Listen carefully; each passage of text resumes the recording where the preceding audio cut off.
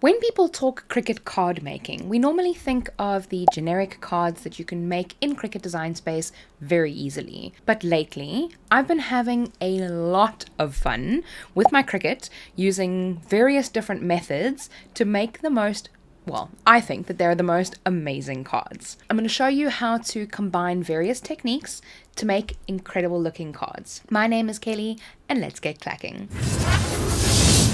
Now, the easiest technique to use in these is print then cut. Of course, when it comes to card making, you can have various kinds of stamps and various die cuts and things like that. But because I have a Cricut machine, I don't actually use a lot of those things. Not yet anyway. I'm still building up my supply of fun things. I have Cricut Access, so I'm able to easily use many of their titles and things like that they have without having to buy each one and without having to spend hours making my own, because I'm great at techniques, not so good at the designing stuff, and that's okay. So in the images, I then search for whatever type of cards I want to make. So let's search for love. And I'm looking for kind of more of your picture accents that I'm going to add to this card. So I'm going to scroll until I find some fun pictures and images that I like, not necessarily words and titles, but you can absolutely use those as well, and I'll show you how I did it. I also like to bookmark designs that I want to use in future projects, especially if I know that that particular design is not going to work for this project. I'll just add it to my bookmarks so that I can find it easily in the future. Once I'm happy with everything that I've chosen, I'm going to click Add to Canvas and give it a moment or so while all the designs import into your canvas. Once everything has been added to my canvas, I like to zoom out so that I can make the images very small, because we're not going to be working with very large things, so I like to immediately just make them a little bit smaller. And then I start separating them. All of the designs that I've chosen, and I also chose a sentiment so that we can go over that one too. Now, some of them might be a little bit too small, so I'm going to make them a little bit bigger. Some of them will look a little bit funny, but we will sort that out as we go along. Now, we're going to be using print then cut for all of these. So we need to make sure that they are all flattened and of the print then cut operation type.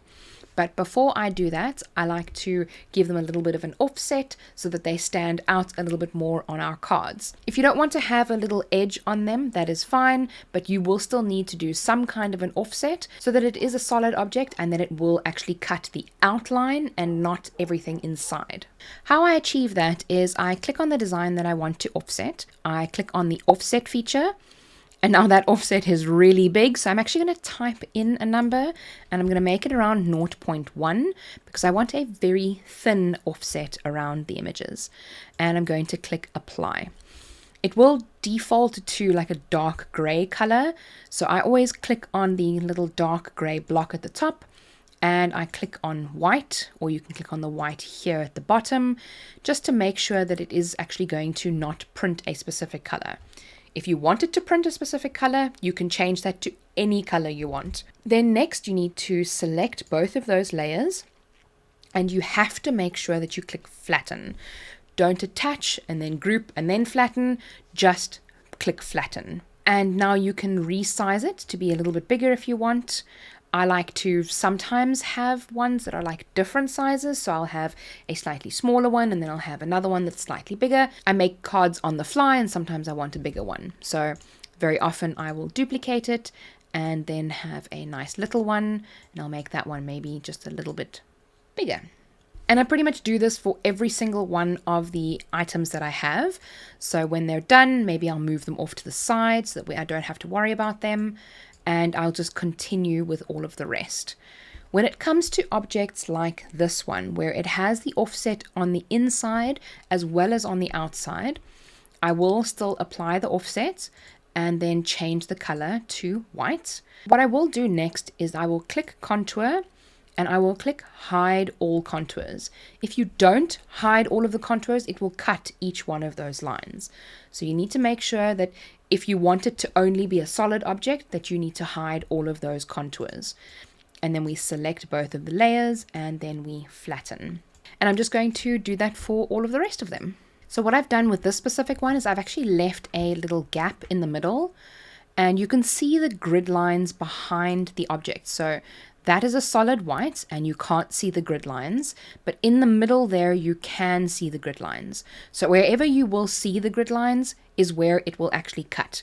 And if you want to make this even more obvious, then you can click on the white block where it says blank canvas. And then from there you can click on color in the top of your screen, top middle of your screen, and you can change the color of the background of your canvas. And then this will be much more obvious as to what is going to cut and what's not going to cut. So very often when I'm working with print then cut projects, this is actually what I do to help myself visually see what I'm going to be cutting and what is not going to be cut. So now we can very clearly see what that's going to look like once we print and cut it out. When it comes to doing your sentiments and your titles and things like that, you can absolutely use the same offset method, but with a lot of these, you will have to be very careful about how you use your offset. So when you're using your offset, you can see there, all of these parts are connected. And I've done this before where it'll have separate words and they haven't actually been connected and I made a mistake there. But if we zoom in just a little bit more, we can see that the connection between the two words grows, and here, let me just move this down, is quite narrow.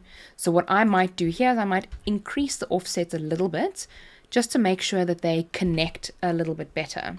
If you don't like how thick that offset is, there's a little trick that I have learned, and that is to do an internal offset on the offset that you just did. Now I know that sounds a little bit confusing, but we have the offset layer selected and I'm going to click offset again. There's a little gray line and this time I'm going to be dragging that to the left hand side of that gray line so that it goes into a negative. Now I'm going to manually type in a number, so I'm going to go 0.08 and I play around here a lot just to see what it looks like. Now that is too big, so what I will do is maybe 0.04, maybe 0.05, and you can play around with this number and just see what works for you. And then I'm going to click apply and I'm going to change that to white, and then I'm going to delete the first offset that we made, the gray layer. And you can see now how the offset is a little bit smaller, but it's still solidly connected in multiple different areas. So that's kind of a way that I've figured out that I can kind of hack the offset method to look a little bit different, but still really nice for what I want. And then we flatten, and I can even make it a little bit bigger. Now that I have everything that I want to print and cut, I'm going to copy in a template from another project that I have made for the new print and cut method because I'm using Cricut Design Space Beta. And if you want a link to that video, you can check that up here and I will add it at the end as well if you want to still see the rest of this tutorial and how this works. So I click on File at the top of the screen and a little pop-up pops up here that says new window, and I will insert a screenshot because it's not currently showing up on the screen for you. So I've just pasted in the template that I use and I'm going to right click and send it to the back.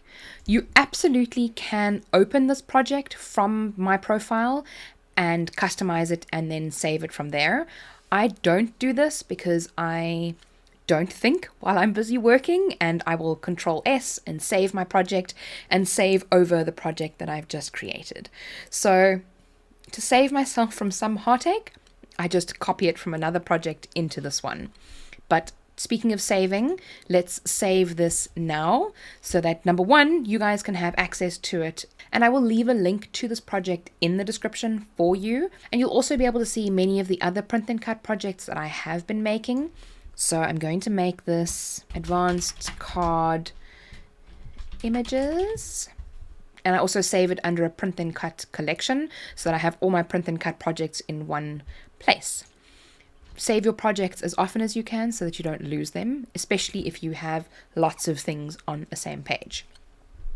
Now comes time for print and cut Tetris, where I add everything onto my page and make sure that it is, you know, the correct size and spaced out enough so that I'm able to use the most of my media. When you are finally done with your Cricut Tetris, we're going to zoom out quite a bit, and I'm going to scroll all the way bottom to the layers panel and hide the layer that says hide this before making. I'm going to select the bottom half of the page, and I'm going to right click and attach, and then I'm going to select the top half of the page and right click and attach that as well. I'm going to save again just before I print. I always save right before I print because that's when heartaches happen for me. And then I'm going to click make it. What we do now is we move this to the middle of the canvas, rotate it, and move this one to the bottom because this was at the bottom of the page. I like to move it to the very bottom left corner or the very bottom right corner, whichever corner works best for you, because then if ever I need to remake this project, I know exactly where it's set. I'm going to click on the second page, and I'm going to move this to the first page. So I'm going to click on the three dots, click move object, select the first page, and confirm. Then I'm going to do the same thing. I'm going to move this to the middle of the page, going to rotate it and move it to the top of the canvas now. So we have the first half at the top and the second half at the bottom, and we've now used the full space on our page, which is amazing. I'm going to click continue, and I'm going to click send to printer. Now I'm going to leave bleed on because it's important to have the bleed on. One of the objects that I have has a pink border, and I will show you why that is important. So leave bleed on. I always use the system dialog because I like to check that the print settings are correct on my printer, and then I click print. Now the printer has popped up the little dialog box, and you can see that on the screen. So I like to check the preferences and then make sure that the preferences are correct for what I need to print this on. I do have an Epson L3150, and the paper that I have is very temperamental, and not all prints actually come out looking very nice, but it's a process. I'm still trying to find the best setting for this particular paper. So I need to make sure that I'm changing my settings, or at least double checking that my settings are correct, because when I use this specific paper I have to change my settings. I like to keep it to something else for everything else that I use. And I'm going to click print, and it starts printing right behind me. And once that's done, I'm going to switch on my maker because it's currently off, and I'm going to select the type of paper that I'm going to use. All my favorite noises. So once it has connected to my machine, like it just did, I'm going to select the material that I'm going to be cutting, and then we can hop over to that side once the page has printed, and we can cut and carry on with our fantastic card. So now that this has finished printing, and the print quality is not great, but that is a whole nother thing that I'm busy struggling with at the moment, so you're not alone if you're struggling.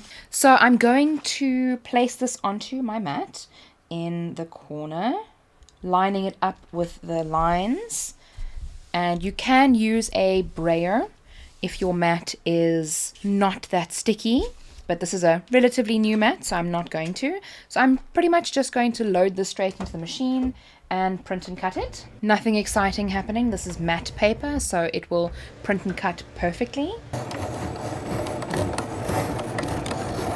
Our print and cut is now done, so I'm going to unload it, and we can take a look at the perfect cut that we have made. Going to flip it over and roll the mat off the cardstock, which is very important. I've used I think it's around a 200 GSM or a 210 GSM cardstock. It's a silk cardstock. It's a nightmare for my printer, but it is fantastic to use. And I will put these off to the side until we need them. So I'm just taking them out of the page, and then this goes into recycling.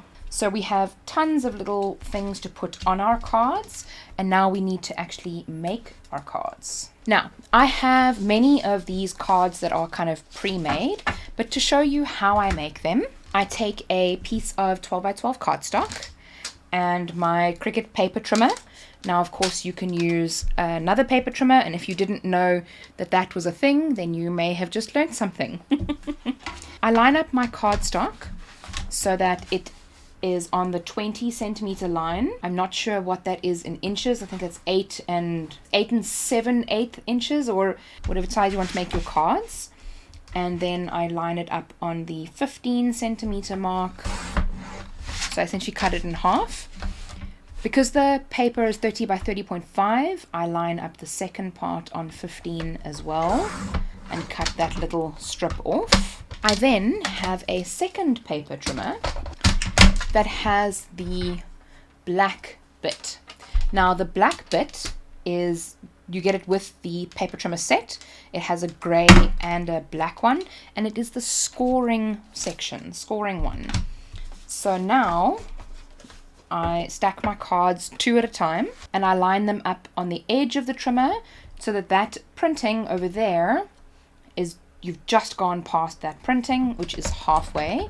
I then very gently score the paper, and then I fold it so that the textured side is on the outside. Careful to line it up as well, just in case the scoring was a tiny bit out. And I do the same for the other card as well. And now I have 2 ready-made cards. What I can do is put the inserts on them. So what I will very often do is take this part and cut it in half, or take a white page and make 9 10 by 15 centimeter sections. So that's basically just cutting your cardstock into 9 pieces for those of you in the US. It is 4 inches by 6 inches, so 4 inch by 6 inch section. And I actually have a whole stack of them that you can use for various things.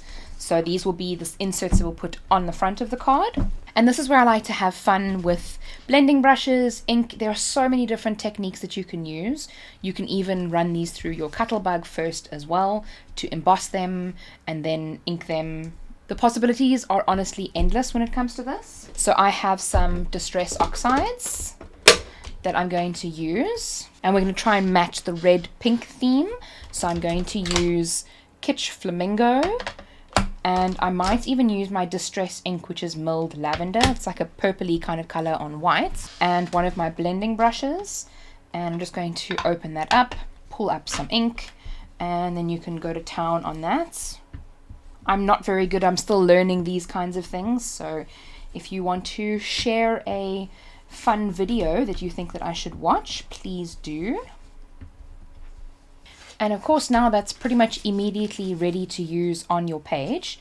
You can cut it down as well. I like to cut it down to 9 centimeters by 14 centimeters. Once I've used the inks and that there's actually ink left on my glass mats, I take a fresh piece of card and a bottle of water, and I just spray it onto the ink and dab up the ink like this. And then I will use that again in a later card, just to not waste any ink. Doesn't really look like much, but when you add some other color onto it, it could look very pretty. So I will cut 1/2 centimeter off each side, just so that I can maintain the color, because I've gone a gradient on the inside. And then very often I actually use these strips later, so I don't throw them away, because it's nice to add extra accents to your card, which I will show you in a moment. So that will go on there like that.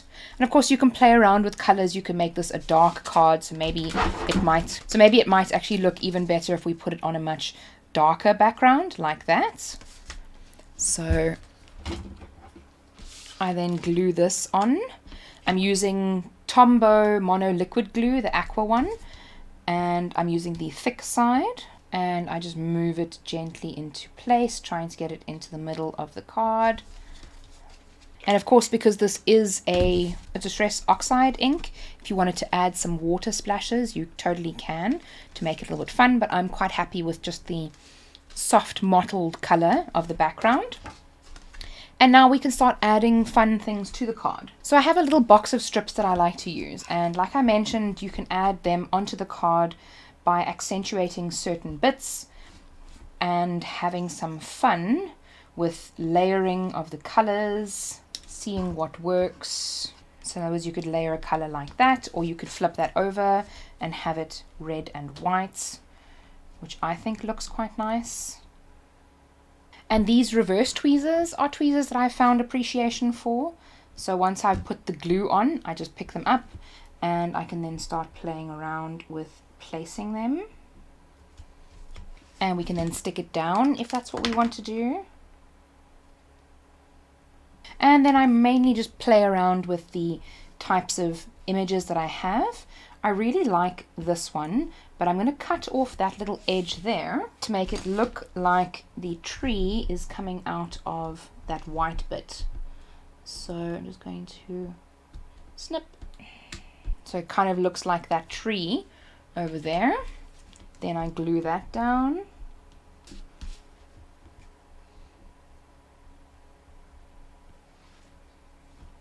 And then I'll add a sentiment to it. I mean, I have tons of them that I can choose from, and I kind of keep them all together in a little bags. But I think that this one is the one that fits the best with this because it's like a tree and it's talking about love and growing. So I think that works quite well. Now, if you want to, you can add a sentiment that you can add some 3D tape to. Or a new fun thing that I'm not sure if this is available worldwide is the liquid scrap spots. So it's like 3D glue. It dries quite textured, quite 3D. So I take this glue. It's quite difficult to get out of the jar. I don't know if that's how you're supposed to use it. If I'm using it wrong, please let me know. And if you are enjoying this Cricut related content, that's pretty much all that I do here. So subscribe to the channel for more Cricut videos. And if you're enjoying this particular video, give it a thumbs up. It really helps to spread to more people. So we can add this on here. I try and add it at all of the pressure points, so like on the edges. It's one of those things that's difficult to use, and I'm pretty sure it's not supposed to be that difficult. I'm probably just using it wrong. And then we place it onto the card so that it has a little bit of dimension and it's not a pain to have to put the 3D tape everywhere. So that's pretty much the entire process that I follow to make these kinds of cards. You can of course go to town on them and go as advanced or as in-depth as you like. And I'm just going to clean up some of that glue over there. I do hope that you enjoyed this video. If you want to learn more about print then cut, check out this video. I'll see you there, and remember, be kind to someone today. See you soon.